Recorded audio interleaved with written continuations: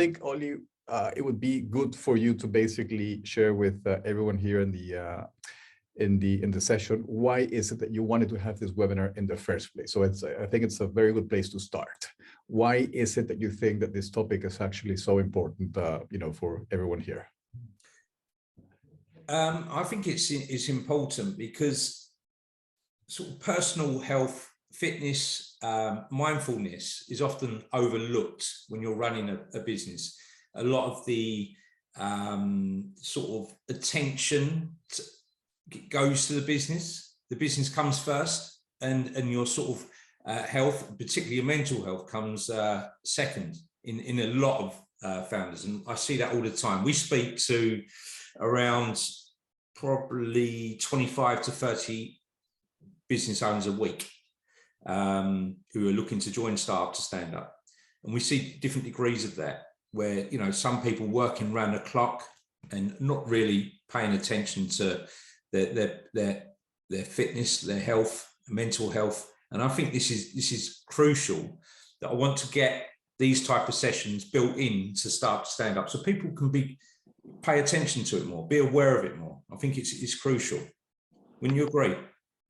Yeah, absolutely, Oli. And I'm an entrepreneur myself, right? So been there, and I've learned a few lessons along the way, right? So thank you, Oli. And just to give you guys an idea of what I do, but most importantly why I do it. As you can tell from my accent, I'm not English. I'm from Peru. I lived there until I was 17, and then I traveled to America to pursue a degree in international business. I finished my studies in Japan, and then I left. I worked in the IT sector for about 15 years, primarily for Microsoft and for Motorola, 80% of that time. So, business is in my DNA, entrepreneurship is in my DNA, because I've been an entrepreneur for the past 8 years myself. But very early on in my career, when I was actually working in Latin America still for, I think it was Microsoft at the time, I was living life according to Ricky Martin. Let's see. So Divya, you're smiling. So what does that mean? I'm a rock star. What's the actual phrase that I'm looking for? Oh no, I don't know. I just laughed because that's a bit nostalgic. Living what? Living la vida. Living a vida loca, living a crazy life. Living the crazy life. And before I explain that, Divya, are you performing surgery of any kind and multitasking? I'm like, so when I saw you, I was going like, is she performing open heart surgery and joining and being part of this webinar at the same time? I wouldn't be a very good surgery, but I'm actually making handmade chocolate truffles. That's what I do. I'm an artisan food company based at home, so it looks like surgery, but definitely not as groundbreaking as that, unfortunately. Oh, well, it is groundbreaking to me. So can you save a couple for me? And then of course. Yeah, okay. Absolutely. All right. Of course. Thank you, Divya. So yeah, I was basically working 70 hours a week. I was not getting rest or sleep. I was not incorporating movement in my life, let alone exercise. I wasn't really spending mindful time, with family and friends. And obviously I was in my mid-20s and I had all this natural energy available to me. And I thought I could go on forever like that until, basically, that lifestyle caught up with me. So to make a long story medium, I went to the GP. The GP diagnosed me with a case of acute stress. Now I have a question for all of you here in the call. When a GP delivers, his or her diagnosis, how much time does the GP invest in letting you know what you should do to revert that diagnosis? Anyone? So 2 minutes, imagine. Yeah, so 2 minutes, right? Exactly. So, yeah, or 3 minutes. And basically, it's the same experience in Peru or in the UK or North America, and a bunch of places. It's like that.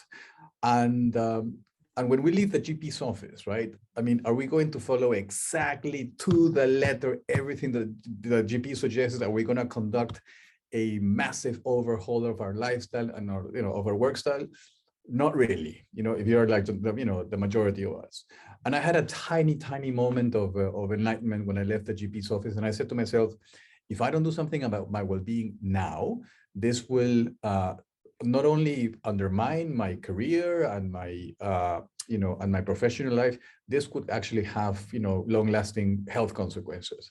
So for about 3 or 4 years, I basically went to different well-being centers around the world, not to become a speaker or not to become a coach or a workplace well-being consultant. All I wanted to know is how to really look after my well-being. How should I incorporate the best lifestyle and work style habits so that I could perform at the top of my game, but also, feel great at the same time, those two things. And so that's what I did for a number of years. And I started applying everything that I taught, and some of that stuff that I was taught, I'm going to share with you in the call today. And two things happened. Obviously, number one, I started feeling great. And number two, one of the most important things as well, all of the stuff that I was doing in terms of well-being was really showing up in my work. So I was being more creative, more effective, more efficient. My capacity for innovation just complete. I mean, I had never, seen that side of me, to the extent that that's what basically got me promoted to come to England. So I'm in Amsterdam right now, but I live in England. I've been living in England for the past 12 years. And when I came here, everything changed, because there was a massive demand for, these kind of services, work well-being in the workplace. And that's when I transitioned basically into the role that I have now, which is workplace well-being consultant first and foremost. So I help companies get certified as the best workplace for well-being in the UK. And then I'm an executive life coach, and I'm a speaker as well. And one of the main things that I wanted to communicate to you guys, and again, I've been an entrepreneur myself. I had to set up my practice from scratch, and it's something that I love. It's a labor of love for me. When I ask myself, what am I supposed to do in this world? What is my purpose? My purpose is exactly what I'm doing right now. And that actually, could potentially, it actually started to happen, actually, because I love what I do so much. I basically started kind of going toward those unhealthy patterns that I had in the past, of working, more hours than I should, of not having enough connection time. I wasn't really sacrificing my sleep because I was already very keen on not doing that. But I started kind of falling on the wayside on a number of different things, just because I loved what I, did. And immediately I had to course correct, right? Otherwise, I realized, because I knew this already, that if I relaxed when it came to my workplace, my work style and my lifestyle habits, that both my job and both my health would actually suffer from it. So what I want to do with you today is I want you to understand what are the basic elements that we should actually make sure that we protect when it comes to our work style and our lifestyle, so that you guys can actually, bring to the world whatever product or whatever service you are planning to bring to the world in style, right? And I'm pretty sure that all of you in this call, are super creative. Your capacity for innovation is absolutely, immense. Otherwise you wouldn't, invest time in pursuing your, your particular enterprise. But you have two choices. Either you basically start doing the basic things right, so that you can expand on that creativity, on the capacity to innovate, so that you can have access to all that energy that you need to get things going, or you might basically just succumb to exhaustion and burnout. And that's the last thing that the world needs, for you guys to burn out, because if you guys are burned out, you're not going to be of help to anyone, right? Now, before I do share the basics with you, I do want to share an anecdote as well in connection to that. So many years ago, I was walking down the street and I noticed an advert for a karate demonstration. And I thought it was interesting because these were like a group of men and women, but I think there were 10 or 12 of them, all black belts. And every single one of them, I think, had achieved 4th or 5th Dan, which is like the highest ranking in karate. And the exhibition was free. And it was just, in 2 hours time. So I said, fantastic, I'm going to show up for this stuff. So I got there a few minutes early, sat on the second row. And I remember very vividly, these men and women, all black belts, they looked like they really knew their stuff. They came into the dojo, and for 45 minutes, they basically performed all these moves, right? And at the end of the 45 minutes, I had 2 words to summarize my experience of this karate demonstration. And those 2 words were utter disappointment, right? Why is that? Because all they did, they were just doing just basic moves that I actually remember doing when I was 8, when my mom dragged me to do karate because I never liked it. And I did it for like 6 months and then I didn't do it anymore. But I did remember those moves. And I actually remember identifying the leader of this group of men and women. This guy actually looked like, I don't know if you've seen Kung Fu Panda, Master Shifu, the guy with the long white beard. And he had the long white beard and the ring holding his goatee. And I think I actually even called him Master Shifu when I went up to him and said, Master Shifu, can I have a word with you? Sure. Can I give you some feedback on the demonstration that I've just seen? Yeah, sure. You know what?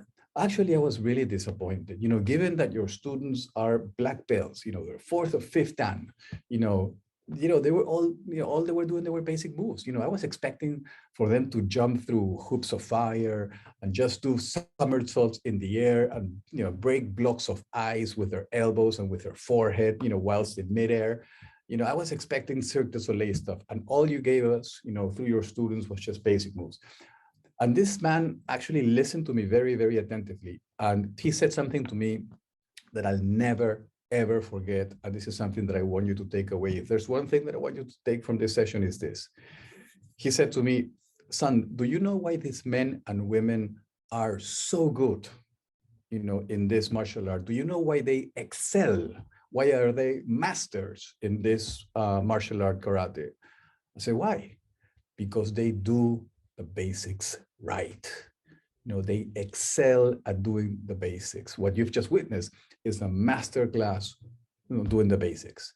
And that completely blew my mind away because, and it's a principle that I've carried, throughout my life, because I've been doing this, well-being job for over now 10 years. And I can tell you right away, Ollie knows about this. I've done, I traveled the world doing this work, and I can tell you 95% of the people that I come across, whether they're entrepreneurs or whether they are, business leaders. I'm right now at the central headquarters of Philips in Amsterdam. And then this is a conversation that I had with them this morning, and I'm going to have with them in the afternoon as well. It doesn't matter where you come from, what you do, what industry you're in. 95% of people are not doing the basics right when it comes to, looking after their well-being. And as a coach, sometimes people come to me and say, hey, Cesar, can you recommend a supplement for me, to take, to allow me to increase the quality of my sleep? And when I start reviewing the basic things they should be doing to get restful sleep, they're not doing half of them. And I'm saying, I'm not going to suggest a supplement to you. What's the point? Or someone comes up to me, hey, what's the latest hack, for stress management? And then I go over the list. Okay, what are you doing? Are you doing this and are you doing that to manage your stress? No, not really. So why are you looking for the latest hack when, well, all you got to do is start, working on the basics, right? So given the importance of the basics, now I'm going to ask this question to all of you, okay? There's 6 areas of our well-being that we should be paying attention to. And I'm pretty sure that you at least know 5 of those 6. So again, I'm going to ask you the question. What are the 6 areas of our well-being that we should be paying attention to? You tell me. Diet. Sorry, Brian? Sleep. Sleep, number 1. Number 2? Diet. Diet. Number 3? Exercise. Movement and exercise. Thanks, Kelly. Number 4?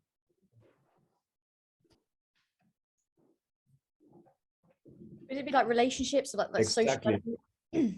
Hannah, you've spot on, relationships. Okay, so we've got restful sleep, nutrition, movement, relationships, and the last 2 are stress management and grounding. Grounding basically means having direct contact with natural earth, so walking barefoot on earth, and I'll explain that a little later. Okay, those are the 6 areas that if you really pay attention to those 6 areas, and if you do the basics right in those 6 areas of your well-being, believe me, you'll have all the energy that you need in order to pursue, your enterprises. You'll have the mental clarity, the mental acuity, the mental sharpness. You'll have the creativity, you'll have the insight, the intuition that you need to do all the stuff that you do. And you'll have the emotional equanimity that you need in order to, to do, whatever it is that you do. If you do the basics right, you have access to all of that. If you do not do the basics right, then you're not going to get very far. Okay. So let's start with sleep. Okay. I'm hoping that you've got pen and paper, because I really want you to write these down, because these tips will actually help you to move the needle in the right direction. Okay. So tip number one, when it comes to sleep, and there are no exceptions. Okay. It's interesting. I was just talking to a friend of mine here at Philips, and I was telling her that there was this guy from, I think it was a session in Norway, that came up to me and said, Cesar, do you think that science is trying to find a way for us to sleep less? I said, why? Well, I know that we need to sleep between 7 to 9 hours, but I'm wondering if there's some science that supports that we can actually sleep only 5 hours. And why do you ask? Well, you know what? It's just that I need more time to sell. And it's like, guys, we've been human beings for the past 3.3 million years. Can you imagine having that conversation with Mother Nature? Hey, Mother Nature, you know what? Actually, I need to, find, finance for my business. I need to sell. Do you think I can get by with 5 hours of sleep for the next 5 or 6 years so that it's irrational, right? So what I'm going to tell you right now are things that are not negotiable. Number one, we need to rest between 7 to 9 hours every single day, no exceptions. Number two, 80% of us need to be in bed by 10:30. Okay, there's 20% of us that can actually can get away with going to sleep a little later than that. But that 80% of us need to be in bed by 10:30.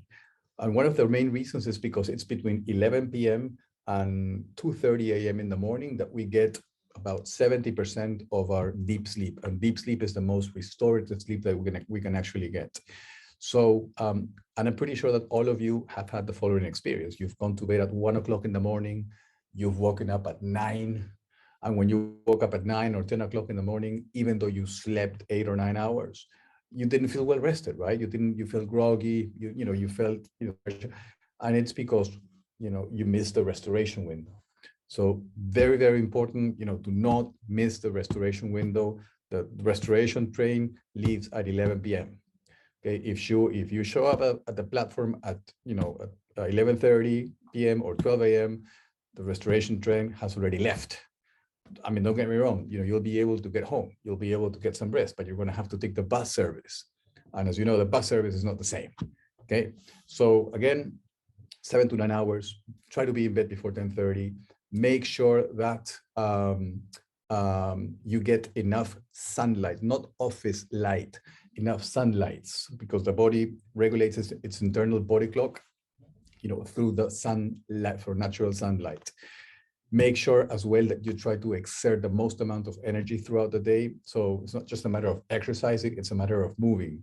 And I know that I'm pretty sure that, a lot of you, spend a lot of time sitting down, and we are not designed as human beings to sit down for 6-8 hours a day. That's completely unnatural. Okay. It's interesting. We've like I said, we've been human beings for the past 3.3 million years. And the average human being, according to deep historians and biologists, the average human being walked 40,000 steps a day.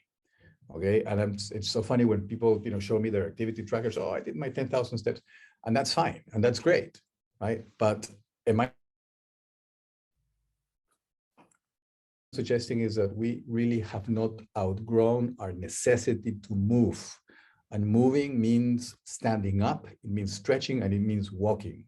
And we need to incorporate movement every 90 minutes. Okay, very, very important. Even if you are in this deep sense of flow, the body cannot, it's really hard for, our body takes a toll if we do not get up and move. There's a lot of people that are actually getting the exercise that they need, but some studies are showing that even people that get regular exercise are not getting enough movement.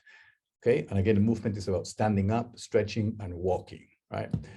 And then one last thing that I want to tell you about sleep is, and I know you guys, rely on technology, for your affairs, but we need to go analog an hour before going to sleep. Okay, we need to wind down. Our body needs to be exposed to complete darkness an hour before we go into sleep. Imagine that for 3.3, for 99.99999% of those 3.3 million years, there's been a stark contrast between night and day. Okay, and that completely changed when the incandescent light bulb was invented in the late 1800s, right? And then, we've become a darkness-deprived society, unfortunately. So your room should resemble a cave. It should be dark, it should be silent, and it should be around 18 degrees Celsius, because our body, in order to transition into deep sleep, needs to lower its core body temperature by 1 degree Celsius, so from 37.6 to 36.5 degrees. So if the room is too warm, you're not going to facilitate that transition. And always remember as well that your rooms should be a sanctuary for only two things: for sleep and for sex. That's it. If you have a television in your bedroom, get it out as soon as possible. If you do any kind of activities in your bedroom, aside from sleep and sex, make sure you have those activities outside of your bedroom, even reading, because the brain is very good at associating things. So if you come into the room and if out of the corner of your eye you see the television, then the room will, your brain will say, oh, it's time for to watch a rerun of Braveheart, and your mind will kick into activity right away. Right, and even worse if you have a game console, in your bedroom, right? So, I mean, please, I beg you, I implore you, do not do email in your bedroom. That's like the worst thing that you can do. You might think it's like very, innocuous to do. No, it's not, because the moment you open your eyes, or the moment you walk into your bedroom to go to sleep, your brain will be saying, oh, time to reply to a few emails, and it will not release the melatonin that it needs to release in order to induce sleep. Okay, so guys, I cannot even begin to tell you how dramatically transformational these tips are. And these are like the basics. There's a lot of other things that you can do, but if you manage to do all of this consistently, okay, you'll be able to improve the quality of your sleep. Okay, I'm going to stop right here on the sleep topic. And if you have any questions, comments, thoughts, I'll be more than happy to hear them. Cesar, I have one question, which is regards to sleep, and probably during COVID and people working from home, is sleeping during the day. Yep. Is that a no-no, a yes, or what's your opinion on that? Not that I do it, but I'm just asking for everyone else. Yeah, okay. So Gary, my opinion, it doesn't matter. What matters is what sleep science says, okay? And basically what sleep science says is that siestas are absolutely phenomenal, okay? But your siesta, your nap should not be longer than 26 minutes. Okay, and I can tell you, I'll tell you the story later of how NASA arrived at this particular time frame, but your naps should not exceed 26 minutes, and the nap should be taken between 1 and 3. I've been taking naps for years, Monday through Sunday, and when I wake up from my nap, like at 2:45 or whatever the time is, I feel that it's 7 a.m. all over again for me. Now, if you're having trouble sleeping, perhaps you shouldn't be taking naps just yet until you manage to correct your sleep patterns. And if for A, B, C, D reasons you were only able to get like 6 hours of sleep or 5 hours of sleep the day before, then a 90-minute nap is recommended, because that's a full sleep cycle. But that's the only time in which a 90-minute nap is actually recommended, when you've missed an hour or 2 hours of sleep the day before, right? So, and when I say 90 minutes, there's a plus minus margin of 10 minutes, right? So that should be the rule of thumb. Now, will you recuperate in that 90 minutes what you didn't get the night before? Absolutely not. You might get 15 or 20% back, but the other 80% you lose, okay? Because there's things associated to emotional processing, memory consolidation, all of that gets lost when you do not get restful sleep, okay? And again, I don't want to turn this session into a sleep session because we can actually stay literally here 3 days, right, talking about sleep. So at least, hopefully that answers your question, Gary, okay? And let's take the stigma out of taking naps, okay? Taking naps is, astronauts do it, pilots do it. You know, I have a friend of mine, an Italian friend of mine who works at a radar station, and they are actually obliged to take naps, you know, during work, during their shift, they have to take naps because they have to pay attention to all of these, you know, aircrafts that are flying around, you know, in Italy. They're forced to take naps. It's in their job description. Okay, let's see, moving on to movement. So again, I'm just to give you the general guideline on exercise, because you need to know this. The guideline, the latest guideline came out on October of last year. We should be engaging in physical activity so the actual term is moderate intensity aerobic activity, okay, 150 minutes a week. What does moderate intensity aerobic activity mean? It doesn't mean that you need to go to a gym, put on your 80s lycras, you know, and leg warmers and hire a personal trainer and do Olivia Newton-John on the dance floor. It doesn't mean that. What it means is that you need to do any activity that raises your heartbeat. Okay, you can do power walking, you can walk your pets, you can swim, you can do the #1 hobby in England, which I'm going to ask you what it is. So let me see if you know this. Okay, what is the #1 hobby for adults in England? Who can tell me right now? Gardening. Exactly, Brian. Yeah, Brian got it right. DIY gardening, #1 hobby in England. You can do that as well. Okay, that counts. You can do sports, whatever that might be. And then in terms of muscle conditioning, starting at the age of 30, not 40, 50, or 60, starting at the age of 30, we start losing muscle mass and muscle reflection if we do not exercise our muscles. So we need to do muscle strengthening activity at least twice a week. Okay, so that's the guideline for exercise. The guideline for moving is every single day. Every 90 minutes, we need to get up, we need to take a walk, we need to stretch, and then we go back to work. Every 90 minutes, we need to incorporate movement. And just to give you a little incentive, okay, to to move, I'll share with you something that completely blew my mind when I first came across this particular piece of data like 6 or 7 years ago. I went to an employee well-being conference once, and the scientist came up on the stage, and he presented some research to us that really completely blew our minds. He had this guy sitting in his lab for about an hour doing nothing. He was not stimulating his brain in any way. He was not in his computer. He was not using his phone. And they took an MRI of his brain.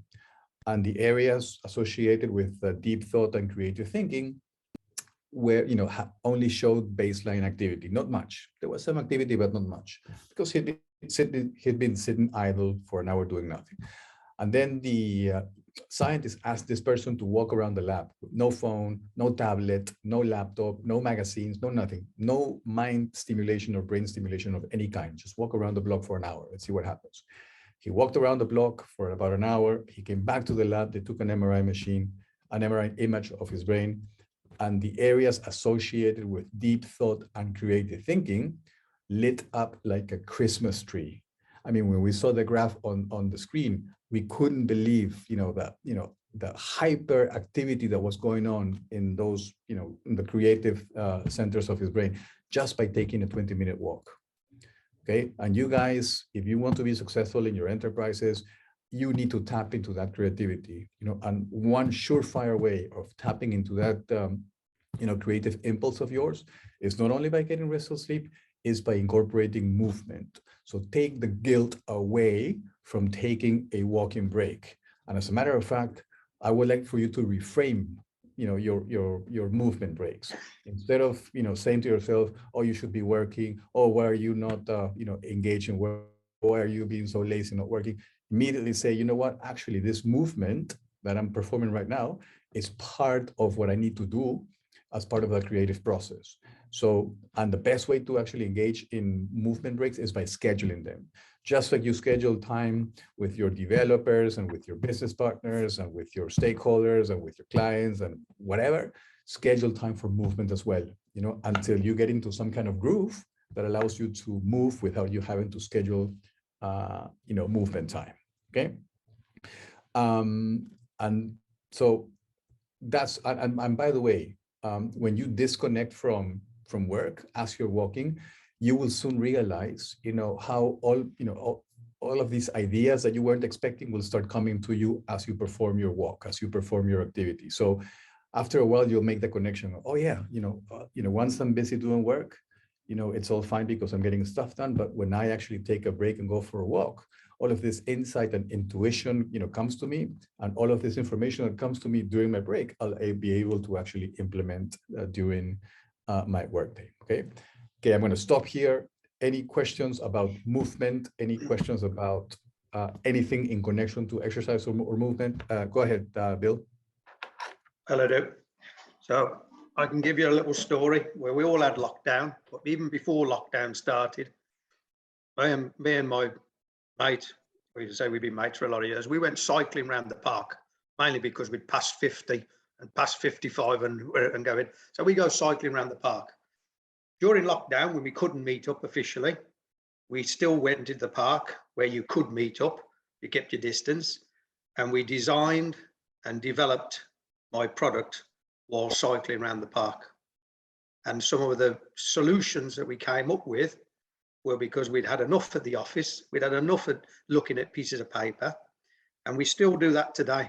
We'll still go every week, we still try to do twice a week around the local park. Only an hour, 40 minutes, and that's what we do. So taking a break, I'll tell you one other quick story. I made another product which was based on steel. So I'm Birmingham Black Country, we're the kings of steel, always have been. But we had a product and we was trying to stamp it, trying to press it, trying to roll it, trying to machine it, couldn't do it. Took a day out deliberately, went to the Black Country Museum, walked around that place, 120, 130-year-old technology, and they were cast in iron. Because we stood there and watched this guy, we solved a problem. We come up with casting was the answer to our thing. So basically the message is, agree with this, what Cesar's saying is, take a break, do something different, go cycling. I remember there was a big thing years ago, Google, where they put a basketball court or something in the Google headquarters. Everybody went, what's this all about? That was the same idea, but the reality is find one that works. You got to find something that works. I ain't never going to play basketball. But they are. But there, it does. I can agree with what you're saying because I've done it, and we still do it today. Fantastic, Bill. Thank you for sharing. Divya, you have something to say? Yeah.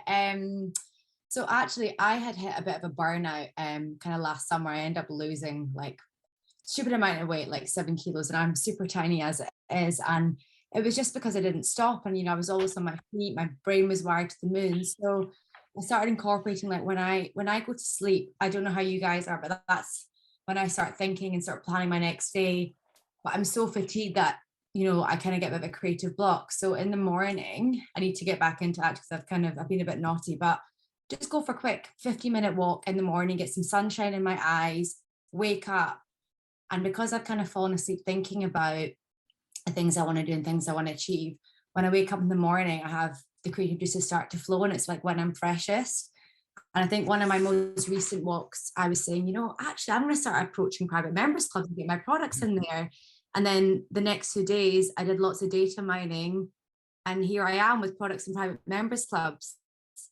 So yeah, it's just trying to figure out what's going to work with your schedule, doesn't eat into it too much, and seeing how you can incorporate that into kind of help growing your business. And the second thing is, it's beautiful weather outside. We all need to get our exercise in. 3 times a week, I go to a workout in the park, and I absolutely love it. Like, I look forward to it. It doesn't feel like a horrible, sweaty workout in a dark studio. Yeah.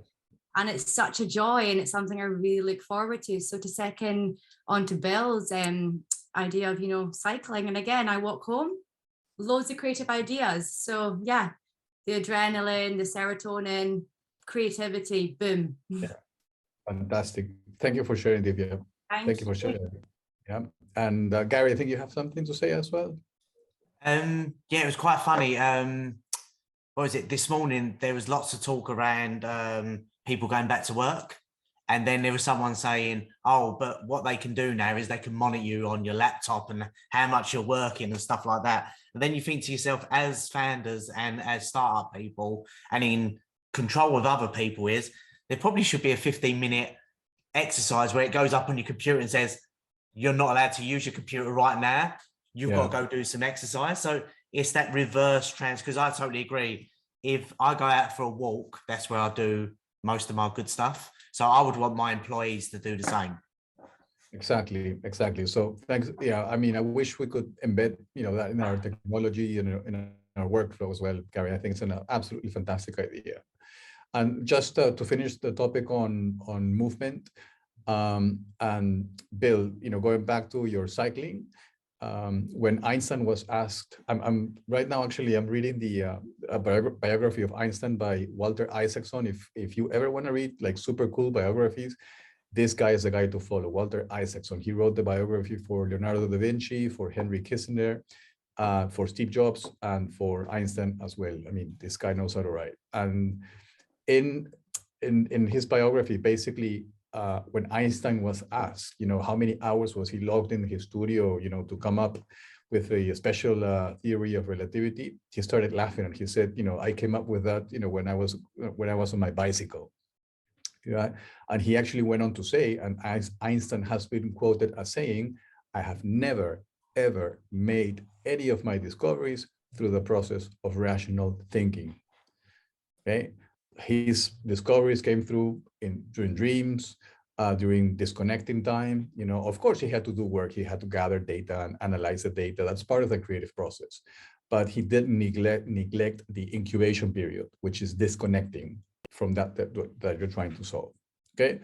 All right. Moving on to stress management. We can do this perhaps in a separate session, but the number one thing that you can actually do, the number one intervention to shift your brain's set point, which determines whether you're going to be stressed or too stressed or not so much stressed, is the practice of meditation. If you are contemplating the idea of incorporating a meditation practice, whatever the technique, if you can do it for at least 5 or 10 minutes a day, that will actually shift your neural network in your brain and make you less prone to stress and anxiety.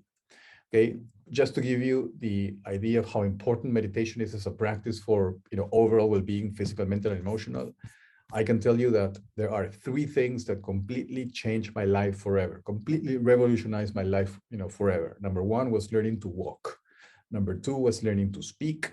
Number 3 was learning to meditate. Those 3 things completely changed my life forever. Actually, my wife overheard me say this a couple of weeks ago, and she said to me, Cesar, where am I on this list of the things that change your life forever? So now I have to say that there are 4 things that changed my life forever, in no particular order.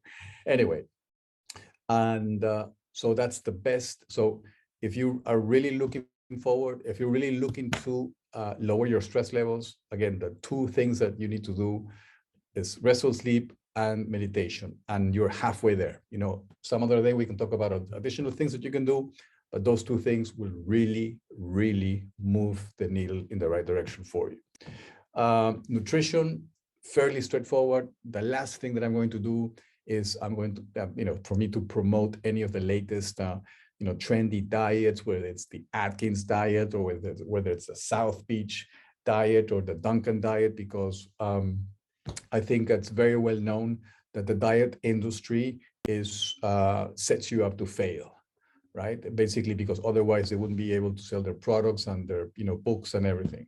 So the best thing that you can do, rather than follow a diet that most likely you'll drop in the average time of dropping a diet is 6 weeks, and then you'll go back to your original weight, or you might actually gain weight after that, based on the data. The best thing that you can do is follow nutritional principles. Okay, and the nutritional principles are very simple. Avoid RPM foods. What is RPM? Anything that's refined, processed, or manufactured. So basically, if you see a food product or a beverage, and that food product or beverage, is not in its natural form or was transformed, from its natural, then try to stay away from it. Okay, there are things that obviously are lightly processed, and that's fine. But the moment that you see something that's not natural, our body is not designed to process stuff, that was made in a lab, or that's made, with highly, what do you call it, in a highly processed way. It's that simple, number one. Number two, hydration. You cannot believe how this impacts our capacity to think, our emotional state. The rule of thumb here is men should be drinking 3.5 liters of water a day, and women should be drinking 2.5 liters of water a day. And a third of that intake should be actually had within the first hour of waking up. So as soon as you wake up, instead of having coffee or tea, immediately have a third of your recommended daily intake of water, and then you can have your coffee after that. It's been shown that a 1% dehydration level can actually impact your productivity levels up to 12%. And I'll say this again, a 1% dehydration level can actually impact your productivity up to 12%. And believe me, you want to be as productive as you can throughout the day, so that you can be successful in your enterprise. So, and by the way, if you are thirsty, that means that you are already dehydrated. So you shouldn't actually wait to feel thirst, because thirst is a sign of dehydration. Thirst is not a sign of you're going to be dehydrated in an hour or two. No, it's you're already dehydrated. So I actually drink water in small cups like this, because if I have a massive jug, that means that I will not have to stand up to get more water. So, I ran out, and immediately after the session, I'm gonna get my my next cup, because you gotta get the body moving as well. Okay. One last thing. So we've talked about stress management, nutrition, rest, movement. Yeah, last thing, grounding. There are so many studies that are coming out when it comes to the impact of walking barefoot on earth. When you walk barefoot on earth, basically you reduce the level of inflammation in the body. And if you look up inflammation, you'll see that inflammation is one of the root causes for literally dozens and dozens and dozens of ill health conditions, right? And some other time I'll explain the theory behind grounding, but the first time that I came across this was when I attended an event at the College of Medicine in London. It's usually an event that gathers GPs, scientists, and healthcare professionals, and they had been talking about grounding for a while. But now that the data has been actually coming, it's been amazing how spending time walking barefoot on earth can actually lower your inflammation levels for reasons that I can explain in another session. And obviously, if it's too cold, if it's like -2, and your garden is frozen, there are ways that you can ground. There are ways that you can ground through mats, grounding mats. You can buy those online as well. These are mats that actually have cables that you connect to the earth block into the socket. Okay, and you can buy earthing sheets as well. Again, these are sheets that have a little cable that have a pin that connects into the earth. What do you call it, pin in the socket, and that will actually help you to ground as well. So you can ground as you're sleeping, and you can ground as you're working.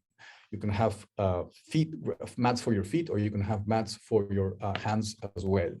I carry mats with me, whenever I travel as well, because it's such an important thing to actually do.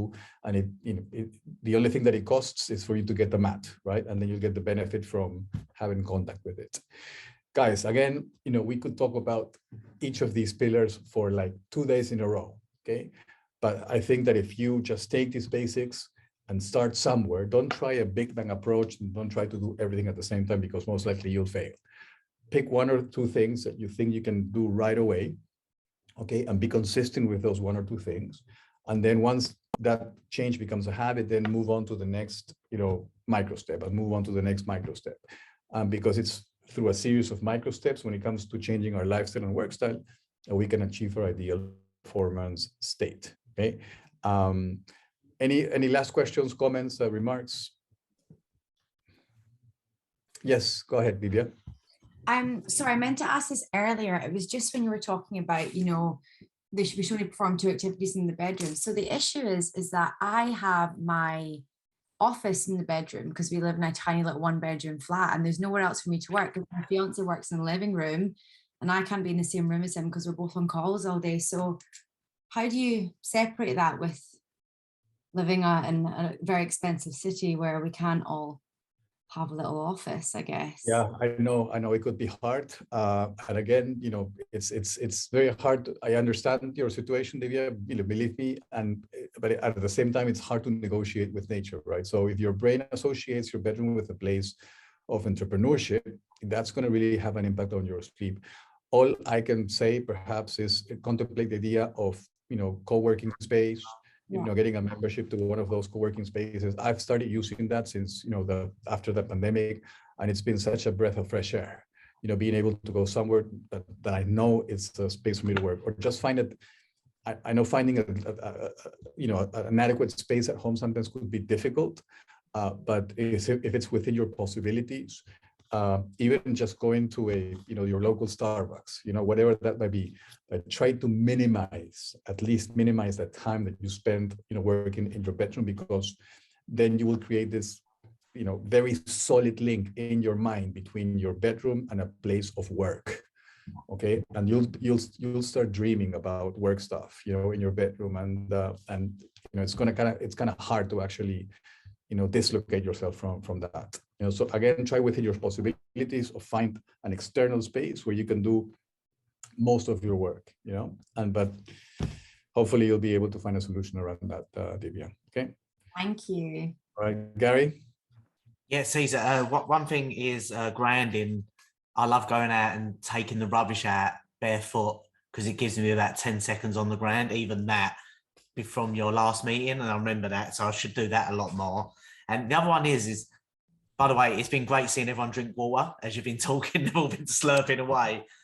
I don't think I've ever drunk water unless I'm thirsty, so I'm probably dehydrated most of the time, aren't I? So I'm really going to take that on board to drink and hopefully not be thirsty in the future. Yeah, and remember, we're water beings, Gary. You know, our lungs are 83% water. Our heart and brains are 75% water. You know, our bones that seem so hard and solid and sturdy, they're 35% water. We're water beings, right? So, and no wonder there's this connection between dehydration and lack of productivity, because it's, you know, we are biological, you know, entities, you know, and we're governed by natural law. And we just have to observe that law, you know, and just and be mindful of that.